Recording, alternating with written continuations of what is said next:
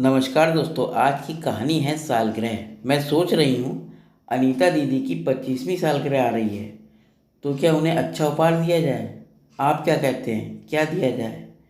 ऐसे तो बेटी के मैके की तरफ से जो भी मिलता है उसमें वह खुश होती हैं, पर उससे तो बहुत बढ़िया है मैके की तरफ से कुछ ऐसा जाए जो उनके चेहरे पर खुशी ला दे। पूनम अपने पति गौरव से कहती हैं।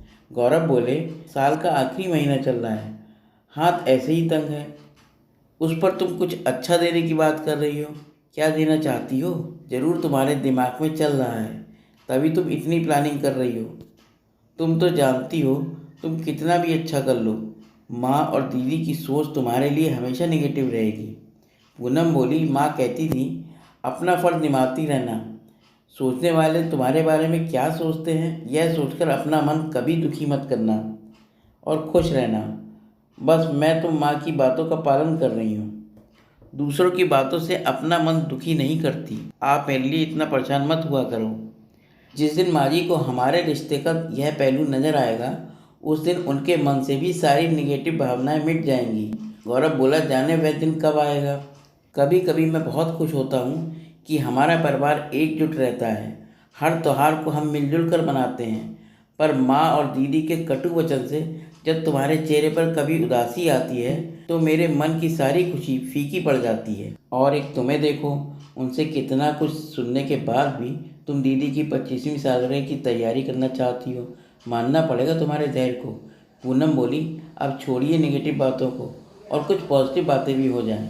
यह देखिए, मैंने दीदी के लिए एक सिल्क की साड़ी मंगवाई है, इसके साथ एक मिक्सर ग्राइंडर भी देंगे। पिछली बार जब दीदी आई थी तो वह बता रही थी कि उनका मिक्सर ग्राइंडर ख़राब हो गया है। गौरव बोला, पूनम एक बात बताओ, 2 महीने पहले तुम्हारी भी मिक्सी ख़राब हो गई थी और मैं देख रहा था तुम सिलवट्टे में मसाला पीसती थी। मिक्सर ग्राइंडर तुम्हारे लिए क्यों नहीं, तुम अपने लिए क्यों नहीं लेती? थोड़ा सोच समझ कर खर्च करना पड़ेगा, क्योंकि कुछ दिनों बाद बच्चों का फिर से एडमिशन कराना होगा। तुम तो जानती हो मार्च के महीने में कितने खर्चे होते हैं। पूनम बोली, आपको पता है सिलबट्टे के मसाले पीसने से कितनी अच्छी एक्सरसाइज होती है। और आप चिंता मत कीजिए, पिछले 6 महीने से इस दिन के लिए मैं थोड़ा थोड़ा पैसा बचा रही हूँ। तभी उधर से पूनम की सास निर्मला जी बोली, बहू तुम्हारी बहन की 50वीं सालगिरह होती तब भी क्या तुम बचा बचा कर उसे उपहार देती? 25वीं सालगिरह बार बार नहीं आती। साड़ी तो ठीक है, कम से कम सोने का कुछ तो उपहार दो। एक ही नंद है तुम्हारी, कुछ तो अच्छा दो। पूनम को परेशान देख गौरव बोला, माँ हमारी हालत आपसे छुपी हुई नहीं है, फिर भी आप ऐसी बात करती हैं। बच्चों की पढ़ाई, घर का खर्च, ऊपर से आए दिन कोई ना कोई बीमार रहता है, सब कुछ निभाना कितना मुश्किल हो गया है। वह तो अच्छा है पूनम मोहल्ले के बच्चे को ट्यूशन पढ़ाती है और सिलाई भी करती है, वरना मेरे अकेले का ये संभव नहीं है। पूनम बोली, आप क्यों परेशान होते हैं, सब हो जाएगा। गौरव धीरे से बोला, पूनम कैसे हो जाएगा, सोने का उपहार कैसे लाएंगे? पूनम ने धीरे से मुस्कुराते हुए गौरव को इशारा किया। गौरव आश्चर्य से उसकी ओर देख रहा था कि माँ उसके बारे में कितना गलत सोचती है और ये है कि बस उनकी खुशी देखती है। कुछ रोज बाद सब पूनम की नंद अनीता के घर सालगिरह पर उनके घर पहुँचे। निर्मला जी बोली, लाओ बहू, उपहार मुझे निकाल के दे दो, अब मैं घर की बड़ी हूँ तो मुझे ही देना चाहिए। पूनम हंसकर बोली, हाँ हाँ माँ जी, बिल्कुल आप घर की मुखिया हैं, आपके हाथों से उपहार दिया जाएगा। इतना कहकर उसने उपहार निर्मला जी को दे दिया। निर्मला जी ने सबसे पहले डब्बा खोलकर देखा तो उसमें एक सोने का झुमका था। निर्मला जी हाथ में लेकर बोली, बहू ये तो तुम्हारे मैके का है ना, इसलिए इतना हल्का है। चलो अब कुछ ना होने से कुछ तो है। मुंह बनाते हुए वह उपहार बेटी के आगे बढ़ा दिया। बेटी भी मैके से आया हुआ उपहार उलट पुलट कर देख रही थी। वहीं गौरव पूनम के चेहरे को देख रहा था। पूनम बोली, क्या हुआ जी, आप मुझे ऐसे क्यों देख रहे हैं? गौरव बोला, यह झुमका तो तुम्हारी माँ की आखिरी निशानी थी, फिर क्यों दे दी तुमने? आखिर कब तक सबके लिए अपनी प्यारी चीज़ें लुटाती रहोगी? पूनम बोली, कुछ लोगों को उपहार और सोने चांदी में खुशियाँ मिलती हैं, पर मुझे दूसरे चेहरों पर जो खुशी आती है उसे देखकर खुशी मिलती है। बातों के दो पहलू होते हैं। आप ये देखिए, मेरे एक छोटे से झुमके को दे देने से माँ जी की छोटी ही सही पर खुशी तो मिली। और चीज़ों का क्या है, जब आपके पास पैसे होंगे आप मुझे इससे बड़ा झुमका ला कर दे देना। इतना कहकर पूनम हंसने लगी। गौरव पत्नी के इसी व्यवहार के कारण अपनी हर परेशानी को हंसते हंसते भूल जाता था। वहीं अनीता अपनी माँ को कह रही थी, माँ झुमका भाभी ने देने में बहाने बनाए होंगे क्योंकि यह तो उनके मैके का है। निर्मला जी बोली, अरे छोटा सा झुमका दे दिया, अब देखना पति से बोलेगी इससे बड़ा झुमका ला कर दो। दोनों माँ बेटी अपनी निगेटिव सोच के साथ लगी रहीं। सब लोग लौटकर घर आ गए। पूनम अपनी सास से बोली, माँ जी आप खुश तो हैं? निर्मला जी बोली, हाँ ठीक ही था बहू, बस उपहार में थोड़ी कमी रह गई। बेटी को तो चलो जैसे तैसे दे दिया, पर दामाद जी के लिए बस कपड़े और घड़ी ही दिए, वही अफसोस रहेगा। पूनम बोली, मम्मी जी हमारे पास जितना है हमें उसी में खुश रहना चाहिए, और सामने वाला अगर अपना है तो सारी चीज़ों को नहीं, हमारी भावनाओं को देखेगा।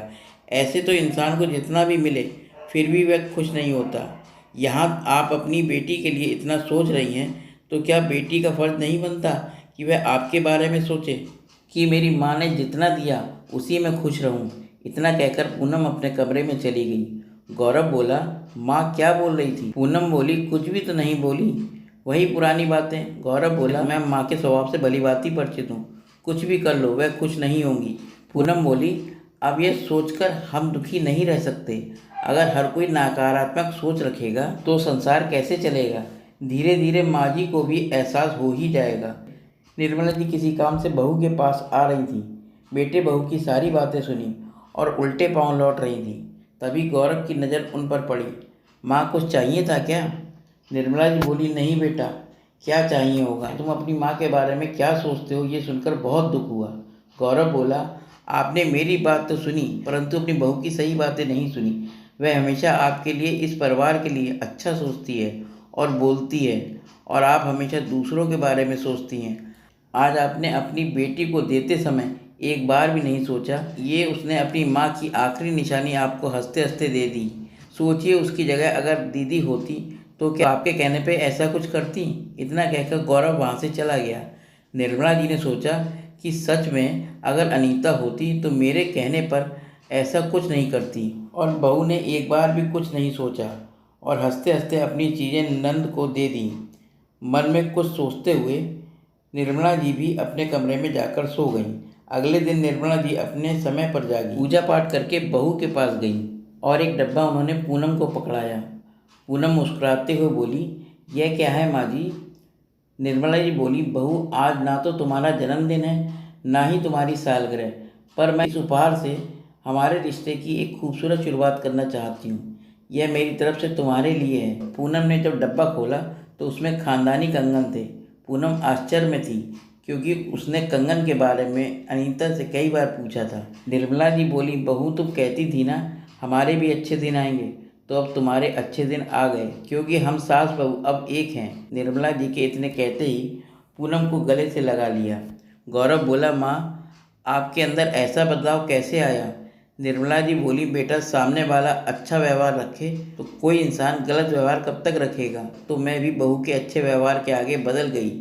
तो गौरव बोला, माँ सही मायने में आज थोड़ा कम होते हुए भी मेरा परिवार बहुत सुखी है और इससे ज़्यादा मुझे कुछ नहीं चाहिए। एक वह दिन था, एक आज का दिन है। निर्मला जी ने बहू के बारे में एक शब्द भी गलत ना बोला ना सुना।